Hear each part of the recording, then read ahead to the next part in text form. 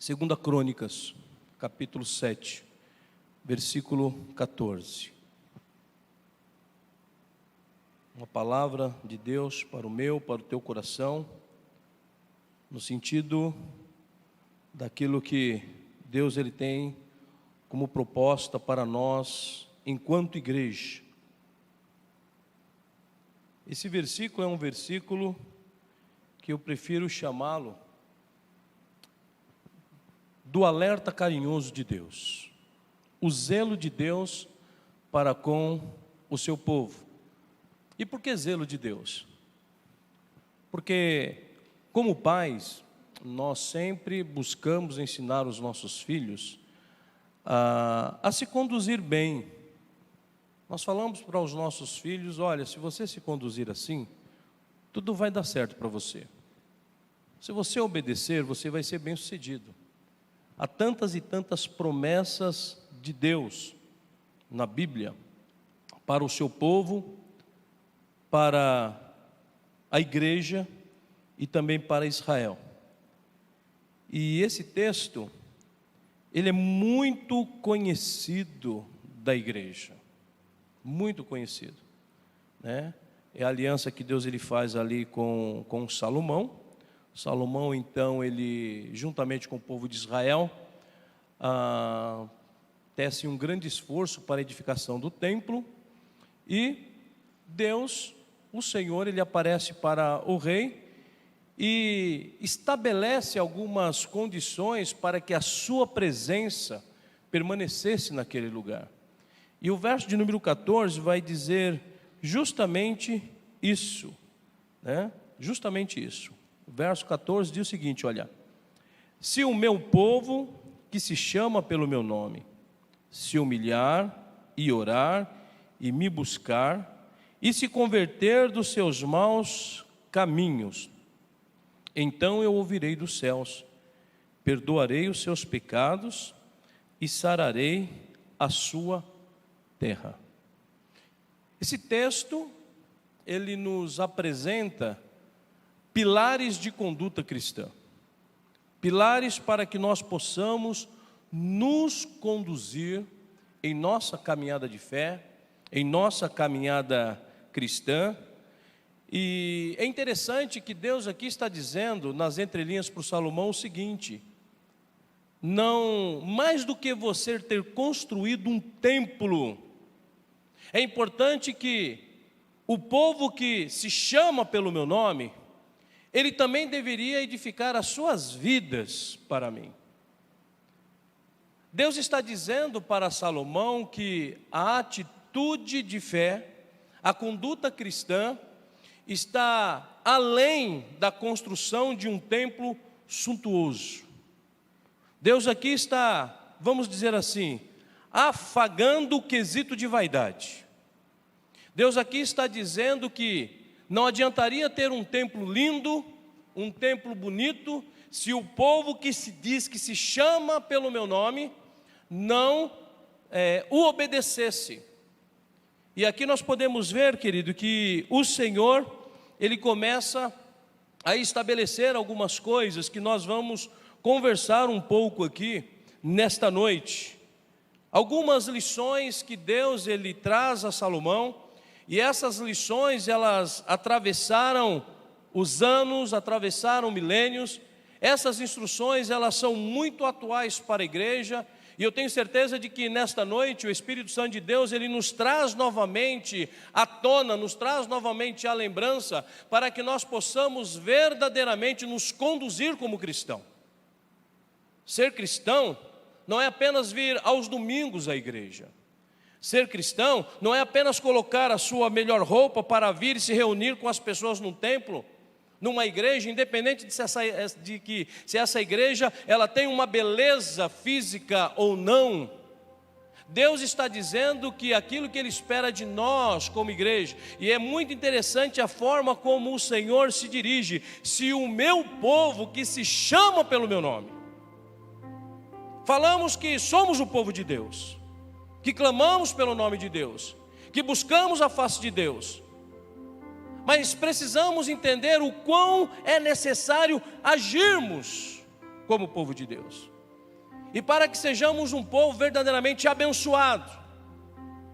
Essas lições que esse texto de 2 Crônicas, e eu creio que aqui começa parte do sucesso que Deus tinha designado para o Salomão, no quesito do templo.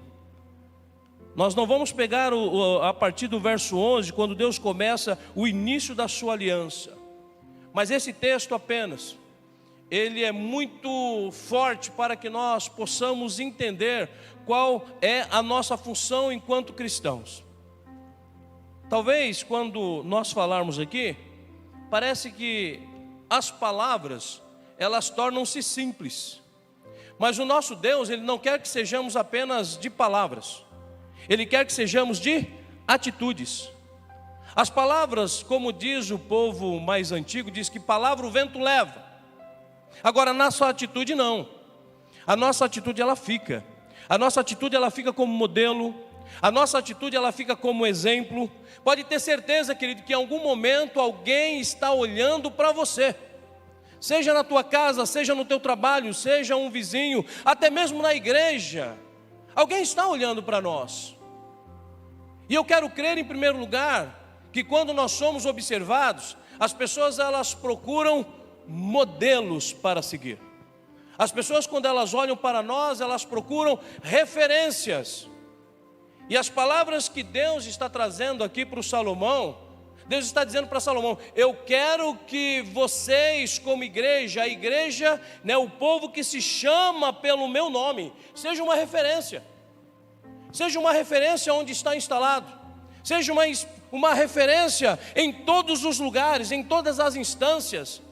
E uma das referências que eu vejo que Deus ele fala aqui para o Salomão, primeira coisa, se o meu povo que se chama pelo meu nome se humilhar. Se humilhar. Ou seja, a igreja ela precisa entender que a restauração ela vem de Deus. A restauração não provém de uma denominação. A restauração não provém de um homem. E a restauração que nós precisamos enquanto igreja, ela emana da parte de Deus, porque somente Deus pode restaurar a vida daquele que se humilha.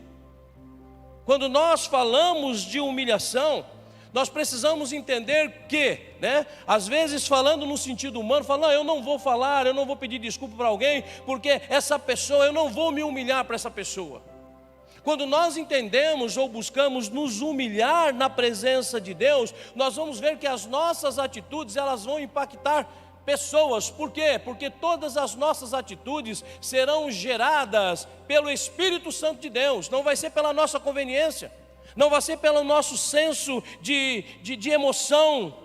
O mundo, ele é impactado quando o povo de Deus se humilha. Os corações são alcançados quando o povo de Deus se prostra sobre a mão do Altíssimo Senhor. E o que é se humilhar, querido? Se humilhar é se esvaziar do orgulho próprio. É deixar de confiar na própria força. Se humilhar, querido, é colocar a nossa vida dentro de um parâmetro de quebrantamento, sabendo que a nossa vida, ela pertence a um Deus que pode todas as coisas. Se humilhar está relacionado a viver intensamente o verdadeiro arrependimento. Como igreja, muitas vezes nós queremos chamar o mundo ao arrependimento, mas para que nós possamos alcançar o mundo, para que nós possamos trazer o povo ao arrependimento, nós como igreja, nós precisamos nos humilhar diante de Deus. Quebrantamento gera quebrantamento. Quando nós nos humilhamos, a palavra de Deus diz que quando nós nos humilhamos, quem é que exalta? É o Senhor. A Bíblia não existe para a palavra de Deus uma alta exaltação. E por isso que nós precisamos aprender a cada dia a depender integralmente desse Deus. A palavra, é importante a questão da humilhação, é importante a questão do arrependimento, porque a palavra de Deus ela diz que o juízo começa pela casa de Deus. O juízo começa pelo povo de Deus. O juízo começa pela igreja. Quando nós queremos ou pensamos ou projetamos levar o evangelho do Senhor a outras vidas, o que é que nós estamos levando? Ontem celebramos uma ceia aqui com o pessoal do Radical. Tem uma parte do texto de 1 Coríntios capítulo 11, que o Paulo ele diz o seguinte: quando não há, eu vou aqui parafrasear, fazer um paralelo, que quando não há um verdadeiro arrependimento, que quando não há demonstração de amor, que quando não há o verdadeiro quebrantamento, o Paulo ele diz: é por isso que há entre vós, igreja, muitos fracos, muitos doentes, e não poucos que dormem. É não poucos por quê? Porque há muitos. E o que é que podemos fazer para que tudo isso seja revertido? Nos humilharmos na presença de Deus, buscarmos a presença de Deus, nos parecermos mais com Jesus, nos libertarmos da nossa vaidade, porque quando nós estamos com o nosso coração contrito na presença de Deus, toda a nossa vaidade, ela é repelida, porque a nossa intenção, o nosso coração, a nossa alma, o nosso espírito está voltado apenas para aquilo que é essencial. E o que é essencial? A presença de Deus. O que deve ser essencial na minha vida, querido, o que deve ser essencial na sua vida, é a presença de Deus. Assim como Davi, que sabia e entendia tudo a respeito de quebrantamento, ele fala que um coração quebrantado e contrito, Deus não rejeita. E quando ele no Salmo 51, ele começa a falar a respeito do pecado que ele havia cometido, ele é tomado por um quebrantamento, ele se arrepende. Ser rei para ele naquele momento não tinha sentido, e ele diz para Deus: Senhor, não afaste de mim o teu espírito. Ser igreja, querido, é buscar sempre estar alinhado com a vontade do Senhor. Ser igreja é buscar sempre ser cheio do Espírito do Senhor, é sempre voltar, querido, para se humilhar. Tiago capítulo 4, verso 6, diz o seguinte: Deus, Ele resiste ao soberbo, porém, aos humildes, Ele concede a sua graça. O texto de conceder ali, de concessão, revela a tua graça. Nós queremos ver que a graça de Deus seja revelada para nós, mas para isso nós temos que nos humilharmos ao Senhor. E humilhar ao Senhor, querido, é permitir que haja o verdadeiro quebrantamento. E esse quebrantamento, ele pode se desembocar de várias formas. Pode ser quando tocados pela palavra de Deus, nós nos emocionamos, nós choramos. Pode ser que no momento que nós vivemos aquele processo de restauração espiritual, sentimos-nos tocados pela palavra de Deus e nós permitimos que o Espírito Santo nos toque, e nós verdadeiramente somos impactados, porque nós precisamos cada dia viver esse impacto. O mesmo Tiago, ele nos mostra que um povo que se humilha, ele tem noção da sua fragilidade. Humilhar, aquilo que nós inclusive falamos ontem aqui para os radicais, é reconhecer quem Deus ele é. Paulo lá em 2 Coríntios capítulo 4, verso 7, ele fala: temos porém este tesouro. Esse tesouro é o Espírito Santo, em vasos de barro. Por que em vasos de barro? Porque fala da nossa condição. Talvez um vaso quebrado, um vaso rachado, mas um vaso que tem um grande tesouro. E esse tesouro é o Espírito Santo de Deus, que lhe é concedido quando nós reconhecemos a soberania desse Deus maravilhoso. Como é bom podermos ter esse momento de quebrantamento. Como é bom nós podermos verdadeiramente nos humilhar diante de Deus. O mesmo Tiago, no verso 10 do capítulo 4, ele diz o seguinte: humilhem-se diante do Senhor, e Ele vos exaltará. Humilhar não é você chegar diante de Deus e como algumas pessoas, né? Uma vez eu vi uma pessoa orando e ela falou assim: porque eu não valo nada. Ela falando: eu não valo nada, eu não presto, eu sou como trapo de imundícia. Eu ouvi a pessoa falando, e eu cheguei e falei: irmão, você sabe que Deus ele não te vê assim. Por isso que a gente precisa entender o que é humilhação. Humilhação é você se reconhecer, saber que você precisa de Deus, você não é autossuficiente. Porque Deus não criou algo como você está definindo. Deus não criou algo que não presta. Deus criou algo muito bom. O ser humano é a coroa da criação. Nós, querido, como coroa da criação, como criação de Deus, né? Por isso que o adversário, ele busca nos assediar em todo momento. Ele quer que a gente falhe, porque ele não tem como atingir a Deus. E a forma dele atingir a Deus é lutar para que você caia, porque a hora que você cai, ele acusa a Deus, para poder expor a Deus. E eu perguntei para ele: você sabe o que significa trapo de imundícia? E não. Então eu vou dizer para você o que é. Eu não vou dizer aqui agora, mas depois, se alguém quiser, eu falo. Quarta-feira no Eu, Você e a Bíblia está sendo para isso, para a gente tirar essas dúvidas. E você vem aqui quarta-feira, aí eu vou dizer para você o que é trapo de imundícia, inclusive uma expressão. Ah, mas está na Bíblia. Sim, mas a gente precisa saber o que a gente pode usar ou não da Bíblia. Aí quando eu expliquei para ele o que era trapo de imundícia, ele falou: não, eu não sou isso não. Eu falei: então exatamente, é o que eu estou dizendo, você não é isso. Sabe por quê? Porque Deus não te fez assim. Deus não te fez assim. Muitas vezes nós nos apegamos a palavras e gostamos muito quando as pessoas só dizem para nós: olha, Deus te fez para ser vencedor. Só que Deus, antes de te fazer vencedor, Deus está dizendo: se humilhe na minha presença. Os verdadeiros vencedores se humilham na presença de Deus. É por isso que são vencedores. É por isso que Deus os exalta. E é por isso que Deus aqui, Ele começa a colocar aqui, querido, uns pilares para que Salomão, ele pudesse saber que, se você realmente edificou o altar para mim, existem algumas questões que eu preciso estabelecer para vocês. Se vocês realmente é o povo que se chama pelo meu nome, vocês precisam ter alguns requisitos, vocês precisam ter uma ação de alguns adjetivos sobre a vida de vocês, para que realmente as pessoas, quando olharem para vocês, saibam que vocês são o povo que se chama pelo meu nome. Humilhar é uma delas. A segunda ele diz o seguinte: orar e me buscar. Orar, querido, está relacionado à oração. Quando nós verdadeiramente reconhecemos a nossa fraqueza, quando nós verdadeiramente confessamos a nossa falibilidade, quando nós reconhecemos que a onipotência divina, ela quer nos cercar, ela quer cuidar de nós, ela quer nos conduzir. Quando nós verdadeiramente nos humilhamos diante de Deus, é que nós aprendemos verdadeiramente não apenas o caminho, mas a essência daquilo que é oração. Oração também é ação. Quando nós oramos, nós reconhecemos a nossa fragilidade, o quão frágil nós somos, e por isso nós oramos. Oramos a Deus para expressar para Ele o quanto dependemos dEle.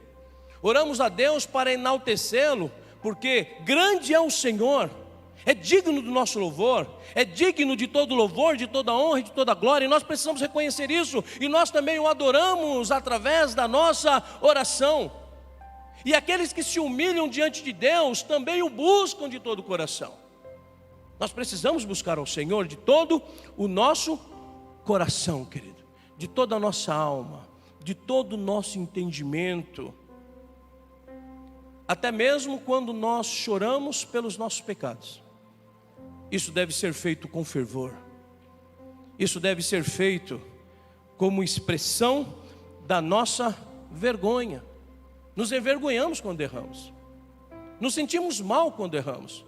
E dessa mesma forma nós devemos nos conduzir em oração.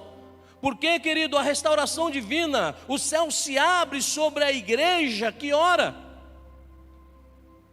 Eu gosto muito de Charles Spurgeon e leio muitos textos de Charles Spurgeon. Já li a biografia dele algumas vezes. Estou lendo um outro livro dele que me arrumaram. E como igreja, nós falamos sempre de avivamento, e Charles Spurgeon, ele era um homem de avivamento. Ele era um dos pulsos do avivamento do seu tempo. Charles Spurgeon era um camarada que, quando pregava, diz a sua biografia, ele falava e ele escrevia um sermão de Charles Haddon Spurgeon. Ele tem em torno de 22, 25, 30 páginas, dependendo do texto bíblico. E sabe como Charles Haddon Spurgeon ele pregava? Lendo. Ele apenas pegava aquilo, escrevia e ficava lendo. E disse que quando ele começava a ler os seus sermões, as pessoas se seguravam no banco, porque a impressão que tinha, de tão profunda que eram as suas mensagens, é que se eles abalançassem o pé já cairiam no inferno, e por isso havia muito quebrantamento. Agora, qual era o sucesso? Certa vez eu perguntei, qual é o sucesso de Spurgeon? Oração. Spurgeon era um homem que orava muito. Spurgeon era um homem que colocava a sua igreja para orar. Spurgeon, em cada sermões dele, tinha em média 4.000 pessoas, 5.000 pessoas, 6.000 pessoas, e ele pregava 3 vezes por dia, por domingo. Mas tem um segredo de Spurgeon, que alguns comentaristas, que alguns historiadores falam que é uma coisa que me toca muito, muito mesmo. Spurgeon, ele construiu embaixo da sua igreja uma sala de oração. E a sala de oração ficava justamente embaixo do púlpito que ele pregava. E Spurgeon, muitas vezes, ele estava ali pregando, e ele sentia que havia algum impedimento, que ele não conseguia, de certo modo, em algum tópico, desenvolver a sua mensagem, e ele então, ele pisoteava, ele batia o pé sobre o púlpito, e na forma como ele batia o pé sobre o púlpito, as pessoas que estavam orando, intercedendo pela vida dele e pela igreja, elas se entendiam, olha, ele está dizendo que é para nós orarmos mais intensamente, porque alguma coisa não está dando certo. Isso é igreja. Eu fico muito feliz quando eu vejo aqui a igreja falando de oração. Eu fico muito feliz porque o pessoal está dizendo que vai chegar aqui nos domingos meia hora mais cedo para a gente ter momento de oração, porque a igreja precisa orar. Eu preciso orar mais, você precisa orar mais. Nós precisamos orar. Nós precisamos entender que como igreja, querido, há uma necessidade constante de oração uns pelos outros. De oração pela liderança da igreja, de oração, querido, pelos ministérios, de oração pelos líderes da igreja. Muitas vezes nós mais criticamos, muitas vezes nós mais questionamos do que oramos.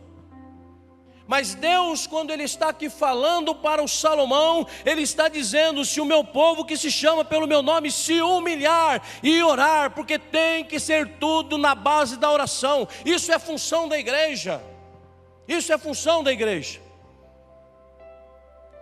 Nós estamos próximos de viver aí algo na nossa igreja que é uma sucessão pastoral.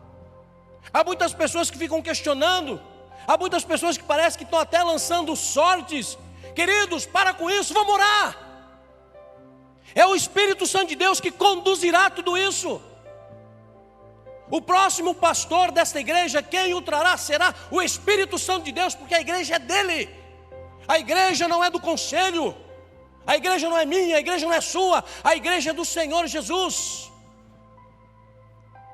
E toca-me muito forte esse assunto a respeito de oração, quando eu vejo um homem como Charles Spurgeon, que tinha cerca de 100, 200 pessoas orando, e quando ele não conseguia, ele tinha uma breve dificuldade, e parece que ele não conseguia conduzir o seu assunto, ele apenas batia o pé e as pessoas intensificavam as orações. Diante disso eu me sinto um pouco envergonhado, porque eu creio que eu preciso orar muito mais do que eu oro.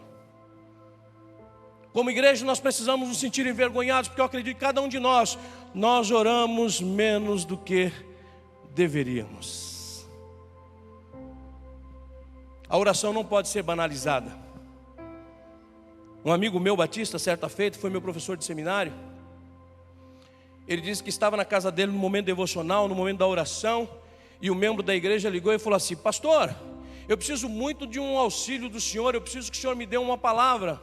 O que o senhor está fazendo? Ele falou: meu irmão, eu estou orando. Ele disse: então já que o senhor não está fazendo nada, o senhor pode me atender?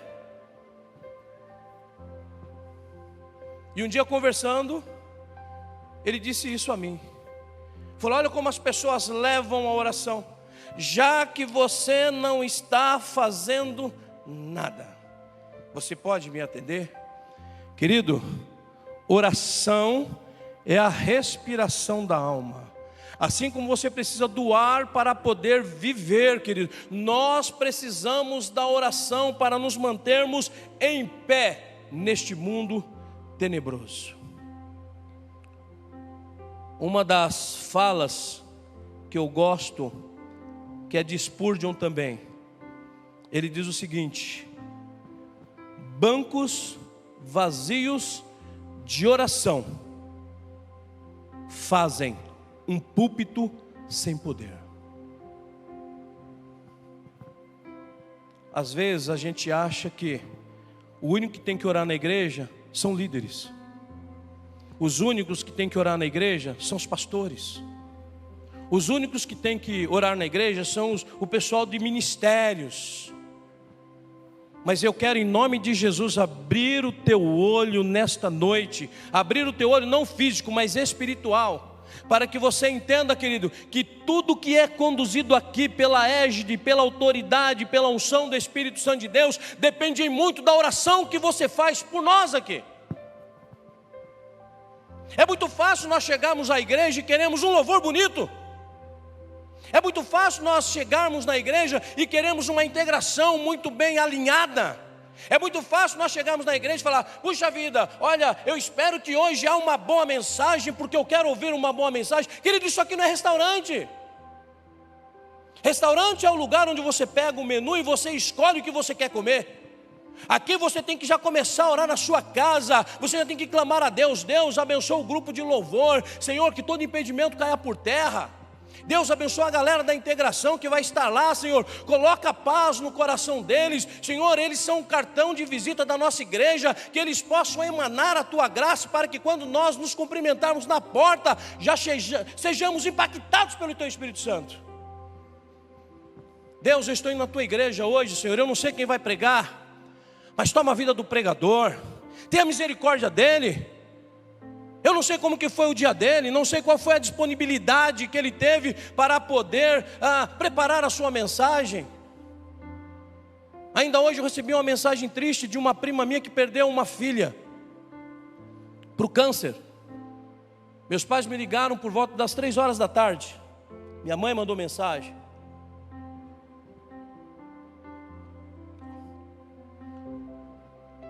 E eu falei: Deus, tenha misericórdia da minha prima, porque ela já perdeu um filho que era aluno meu de escola dominical, o Diego. Eu fazia uma escola dominical na garagem da casa dos meus pais, para as crianças que tinha na rua, e o Diego era meu aluno. E o Diego, o ladrão veio roubar a moto dele, ele foge com a moto, o ladrão dá um tiro e mata ele. Que dor para essa mãe, essa minha prima. Aí ontem a filha dela, a segunda filha, foi enterrada. Você pensa que é fácil isso, irmãos? Às vezes as pessoas acham que é fácil a gente chegar aqui assim, fazer tudo no automático. Querido, o dia que todos os líderes da igreja estiverem trabalhando no automático, eles precisam ser substituídos. O que nos sustém, querido, é a graça de Deus. O que nos sustém é o Espírito Santo de Deus. E eu quero que você entenda isso, querido, porque nós estamos trabalhando para termos uma igreja saudável, uma igreja espiritual, uma igreja de oração, uma igreja renovada, avivada, cheia do Espírito Santo. É por isso que nós estamos aqui trabalhando. É por isso que essa galera canta. É por isso que tem um conselho que se reúne. E nós oramos para que Deus estabeleça a vontade dEle aqui. Sabe por quê? Porque a vontade dEle é melhor do que a nossa. A nossa vontade, ela apenas demonstra a nossa mesquinhez. Mas a vontade de Deus não, ela é boa, perfeita e agradável, porque ela atinge a todas as pessoas. Ela não faz acepção de pessoas. Todos os grandes avivamentos na história, faça uma pesquisa sobre avivamentos na história da igreja. Todos eles foram precedidos quando a igreja tomou a atitude de orar. Você quer que a PIBG cresça? Amém? Você quer que essa igreja seja uma igreja referência aqui em Guarulhos? Amém? Eu quero. Você quer? Comece a orar. Comece a orar. Deus abençoa a minha igreja. Deus abençoa, Senhor, os meus líderes. Deus abençoa as crianças. Deus abençoa os ministérios, querido. E você vai ver como isso vai começar a transformar a sua vida. Como isso vai trazer paz no coração. Como você vai sentir feliz, porque você vai fazer parte disso tudo. Mas para isso é através da oração. Senão, querido, nada disso tem sentido. E eu me respaldo na Bíblia, porque é justamente o que Deus está dizendo para Salomão. Salomão, você fez um templo muito lindo, você fez um templo muito bonito, mas se o meu povo que chama pelo meu nome não se humilhar, não orar, querido, isso não tem sentido. É por isso que nós precisamos entender, querido, não qual é o sentido da igreja, mas qual é o meu sentido sendo igreja. Às vezes a gente olha a igreja e acha que a igreja é isso aqui, ó. Isso aqui é apenas um prédio, querido. Apenas um prédio. Agora, quer ver uma igreja linda? Você quer ver uma igreja belíssima? Você quer ver uma igreja poderosa? Quer ver? Quer ver? Olha para quem está do teu lado aí. Olha, querido, pode olhar. Mesmo que seja uma igreja assim, meio tipo uma paróquiazinha assim, mas olha assim. Brincadeira. Você é igreja, meu irmão. Você é igreja, minha irmã. E o que Deus tem para fazer, e o que Deus quer realizar, querido, é através de você. E para isso, você pode ter certeza do que eu vou dizer. Deus, Ele conta com você. Deus, Ele conta muito com você. E eu espero que isso traga alegria para o teu coração. Puxa vida, Deus conta comigo. Pô, Paulo, ele diz, de Deus somos cooperadores, que nós somos cooperadores. Que honra, que glória. Que lindo saber que eu posso cooperar com o plano, com o projeto de Deus. Nós estamos agora aí prestes a chegar aí uma data que se comemora o Natal. E as pessoas perguntam, por que existe Natal? Sabe por que existe Natal, querido? Porque um homem e uma mulher, eles decidiram fazer parte do plano e do projeto de Deus, José e Maria. Por isso teve Natal. Por isso que tem Natal. Deus revela o projeto dele para Maria, ela fala o quê? Não, Senhor, eu não, peraí, o que a minha família vai dizer para mim? Não, o que ela falou? Eis aqui a serva do Senhor, faça-se conforme a tua vontade. Irmãos, o cântico de Maria é um cântico lindíssimo. Eu quero que esse cântico seja o teu cântico também. A minha alma engrandece ao Senhor, e o meu espírito se alegra em Deus, o meu Salvador, porque Ele não olhou para a minha pequenez, mas pelo contrário, Ele me escolheu para uma grande obra, para um grande propósito, para um grande projeto. É isso que Deus quer fazer comigo, é isso que Deus quer fazer com você, é isso que Deus quer fazer com o PIBG. E nós precisamos entender, se o meu povo que se chama pelo meu nome se humilhar, é um processo. E orar. A oração, querido, ela tem um alvo principal. E é o alvo principal da oração é a comunhão com Deus. Quando nós estamos bem com Deus, quando a nossa comunhão com o nosso Senhor, o nosso Salvador, ela está legal, nós não temos dificuldades no nosso relacionamento horizontal. A oração, em primeiro momento, ela cuida do nosso relacionamento vertical. Eu e Deus, Deus e eu, Deus cuidando de mim, eu me humilhando, eu orando, eu me entregando, e Deus me preparando para quê? Para que o meu relacionamento com os meus irmãos seja um relacionamento efetivo, seja um relacionamento abençoado, seja um relacionamento espiritual. Quando eu falo de relacionamento espiritual, não quero dizer que a gente tem que estar ali, tipo com carinha de anjinho barroco, assim, com harpinha. Não, não é isso não. É saber que Deus faz parte de tudo nas nossas vidas. Nós vamos ter um evento dia 11, e você vai ver lá, a gente vai brincar, vai jogar bola, tem uma piscina e tal. E Deus faz parte disso tudo. Aí nós vamos entender quando a palavra de Deus ela diz que a alegria do Senhor, ou a alegria no Senhor é a nossa força, é o que nos mantém em pé, é o que nos mantém verdadeiramente unidos. E aí nós vamos entender que orar é ter intimidade com o Senhor, e somente na presença dEle existe a plenitude de alegria. Quantas vezes nós buscamos felicidade, quantas vezes nós buscamos alegria, e a alegria que nós precisamos, ela está no Senhor. E para encerrar, Ele diz: se o meu povo que se chama pelo meu nome se humilhar, orar e me buscar, que está aqui muito junto, mas ele fala, e se converter dos seus maus caminhos. Às vezes tem pessoas que elas falam, eu não sou cristã, E eu respondi isso para uma pessoa recentemente. Ah, mas, Claudemir, você vai entender, eu não sou crente, né? Bom, mas eu não fumo, não bebo, não jogo, não faço mal para ninguém, não mexo com mulher na rua. Eu falei, que vantagem você está me contando? Você acha que isso é vantagem? Isso é tua obrigação. O que você está me falando é que você entendeu o que é o aspecto humano moral. Agora, o homem não é regido apenas pela sua moralidade. Pelo contrário, o que vai de certo modo endossar a moralidade é a vida espiritual, é a vida com Deus, é se converter dos seus maus caminhos, ou seja, converter é mudar a direção.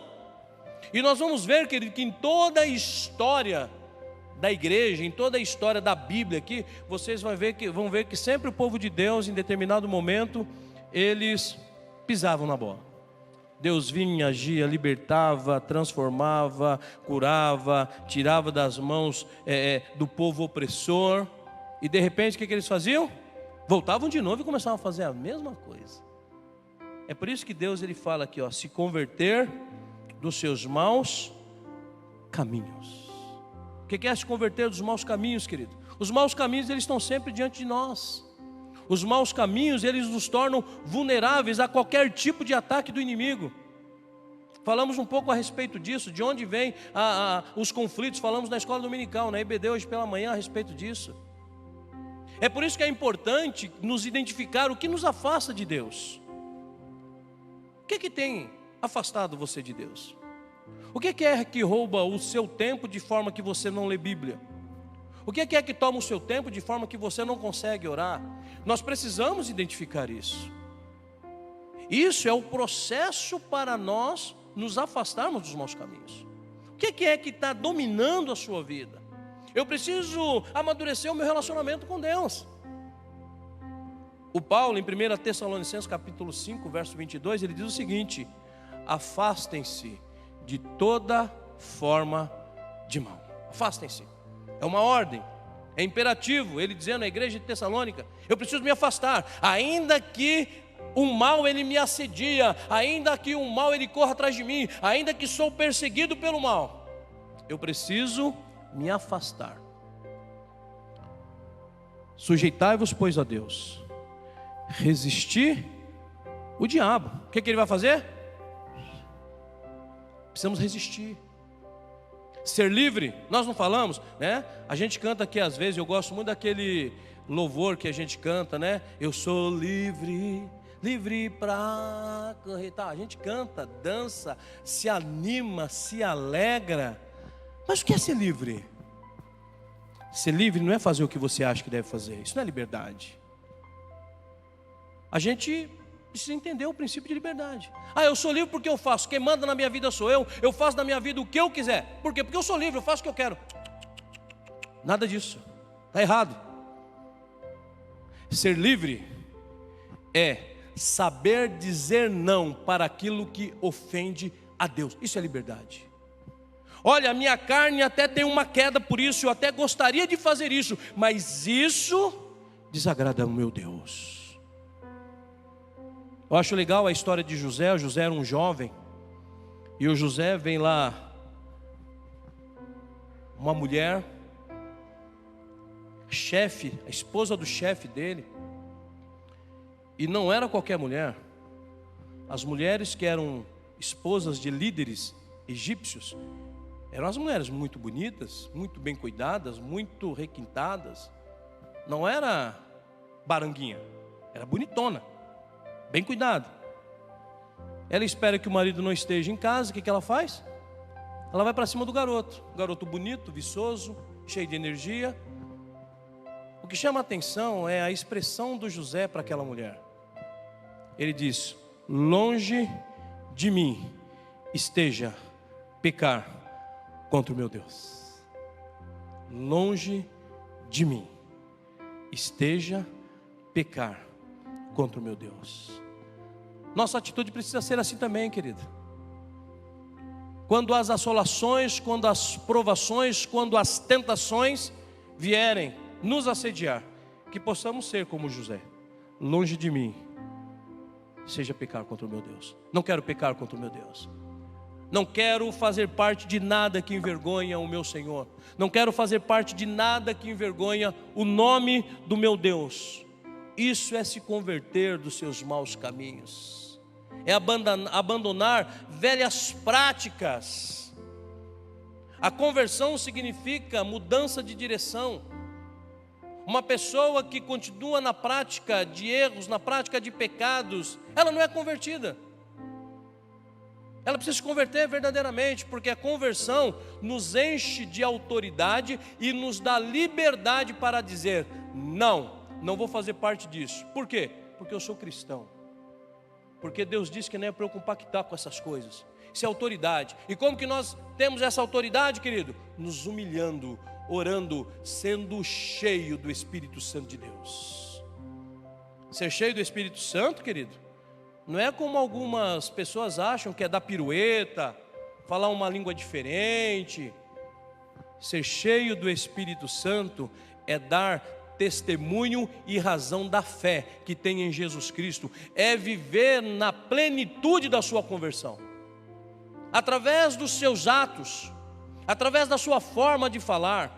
É viver uma novidade das boas novas do Senhor em vida. Quando nós abandonamos tudo que nos afasta de Deus, Deus, Ele honra o nosso esforço, Ele vem de encontro a nós, Ele afasta de nós o adversário. O que é que afasta o adversário? Palavra, sai daqui, né? O que afasta o adversário de nós? Baseado no versículo, sujeitai-vos a Deus. É a sujeição de Deus, a sujeição a Deus. Nós resistimos, e quando nós resistimos, querido, não é a nossa força, é Deus que age para que o adversário se afaste. É Deus que age para que aquela tentação, ela saia de nós, ela vai embora. A igreja do Senhor hoje, ela é convocada pelo próprio Deus a voltar as suas costas para o pecado. A igreja de hoje, nós, eu como igreja, você como igreja, somos convocados pelo próprio Deus para nos converter dos nossos maus caminhos. Que possamos fazer uma análise, que possamos analisar como estamos vivendo, como somos, que tipo de cristão eu sou quando eu estou sozinho, que tipo de pessoa eu sou quando eu saio por essas portas, quem sou eu quando não tem ninguém perto de mim. Isso, além de ser um princípio espiritual, é um princípio de ética, de valor particular, de valor próprio. Quem sou eu quando eu estou sozinho, estou sem minha esposa, estou sem os meus filhos, estou no meu escritório sozinho? Quem sou eu? Ali é que nós demonstramos quem verdadeiramente somos, através dos nossos atos para com o Senhor, através de nós. É muito fácil a gente achar que honra a Deus na frente de todo mundo, falar bonitinho, dizer que somos uma coisa, só que quem nos conhece é o Senhor, querido. E o Senhor, ninguém engana. O Senhor, ninguém pode enganar. Então Deus nos convoca para isso. E qual é o resultado disso tudo? O resultado para esta igreja, segundo o texto bíblico, que se humilha, que ora, que busca o Senhor, que se converte dos seus maus caminhos. O resultado desse arrependimento, Deus aqui promete que vai ouvir o clamor da sua igreja. Você parou para pensar nisso? Saber que quando você clamar, Deus está ouvindo a tua oração? Que quando você dobra o teu joelho, Deus está ali ouvindo tudo que você está falando, captando palavras por palavras, e ainda que você não saiu nem do seu local, na esfera espiritual, Deus já está trabalhando, libertando, curando, edificando vidas através da sua oração. Paul Yang-Shu, ele dizia a respeito da oração o seguinte, que o milagre não está tão longe de nós. O milagre da parte de Deus, ele está muitas vezes à distância de uma oração, à distância de um dobrar de joelhos, à distância de um quebrantamento, à distância de um momento de humilhação, à distância de um momento de arrependimento. Isso aqui nos remete à santidade. A palavra de Deus diz que se sem santificação ninguém vai ver Deus. Ninguém vai ver. Então nós precisamos nos santificar. Nós precisamos verdadeiramente ter isso aqui, esses pilares como nossa regra de fé. Porque a santidade, ela é o segredo da vitória na oração. Se você quer vitória, querido, é na oração que você encontrará o segredo desse reavivamento. E esse reavivamento trará restauração para a igreja. E você também será instrumento do Senhor para a salvação do mundo. Olha que coisa legal Deus nos ensina. Sabe como eu vejo quando eu terminei esse sermão, eu comecei a falar, eu comecei a agradecer a Deus e falar: Deus, obrigado pelo teu amor para conosco. Obrigado, Senhor, porque o Senhor abre os nossos olhos. Assim como tantos anos atrás o Senhor abriu os olhos do Salomão e deixou esse texto para nós. E o verso 15 vai dizer o seguinte, e eu quero encerrar a minha mensagem lendo o verso 15 de 2 Crônicas 7, como uma palavra profética sobre as nossas vidas nessa noite, sobre esta igreja, sobre os nossos líderes, sobre a minha e sobre a tua vida, em nome de Jesus. E estarão abertos os meus olhos e atentos os meus ouvidos à oração que se fizer neste lugar. Amém, querido? E estarão abertos os meus olhos e atentos os meus ouvidos à oração que se fizer neste lugar. Que o Espírito Santo de Deus nos conduza. Que nós, como o povo que se chama pelo nome do Senhor, possamos entender e saber da necessidade de nos humilharmos, de orarmos, de buscarmos a face do Senhor e de verdadeiramente, querido, identificar tudo aquilo que nos afasta do Senhor, que impede o nosso crescimento e o nosso amadurecimento na fé. Que o Espírito Santo de Deus nos ajude. Que o Espírito Santo de Deus seja o controlador das nossas vidas, em nome de Jesus. Vamos ficar de pé. Eu quero orar com você. Eu quero agradecer a Deus pela tua vida. Que bom que você está aqui, querido. E se Deus te trouxe aqui, é porque você é muito especial, que Ele te ama muito. Talvez você possa pensar aí: olha, hoje doeu um pouquinho. Mas a Bíblia diz que o pai que ama o filho, ele repreende. Ele puxa a nossa orelha, mas Ele puxa com muito amor e carinho. Porque o nosso Deus, Ele sabe que dar o puxão de orelha, mas depois Ele já vem com o bálsamo. Que você sinta esse bálsamo. Saia daqui sobre o refrigério do Senhor nessa noite, em nome de Jesus. E disposto a mudar, disposto a se humilhar, disposto a orar, disposto a se desviar dos seus maus caminhos. E Ele estará ouvindo a tua e a minha oração. Pai, obrigado pela tua palavra, Senhor. Tua palavra, Senhor, que não é proposta de agradar o nosso ego. A proposta da tua palavra, Senhor, é de nos conduzir sobre a vitória que o Senhor tem para nós como teu povo. Que o Senhor nesta noite, ó Pai, encontre em cada coração, a começar do meu, Senhor, uma terra boa, uma terra bem preparada, para que, em sendo lançada a tua semente, ela possa germinar, ela possa produzir frutos, e que esses frutos, Senhor, sejam frutos de justiça para a glorificação do teu nome. Ó Deus, não permita que esta palavra seja roubada do coração dos meus irmãos, Senhor, mas que a tua palavra ela cumpra o propósito para o qual ela veio, que é o propósito de edificar, de consolar, de exortar, porque ela é a profecia por excelência. Que o Senhor nos alcance com a tua palavra, que o Senhor alcance os nossos corações e que haja mudança em nós, porque sabemos, ó Pai, que o único que vai ganhar em relação a isso somos nós, que estaremos, ó Pai Celestial, desfrutando de todas as bênçãos que o Senhor tem. Tira de nós, ó Pai, o que impede o nosso amadurecimento. Tira de nós aquilo que impede o nosso crescimento, Senhor. Ó Deus, torna-nos mais alvos do que a neve, Senhor.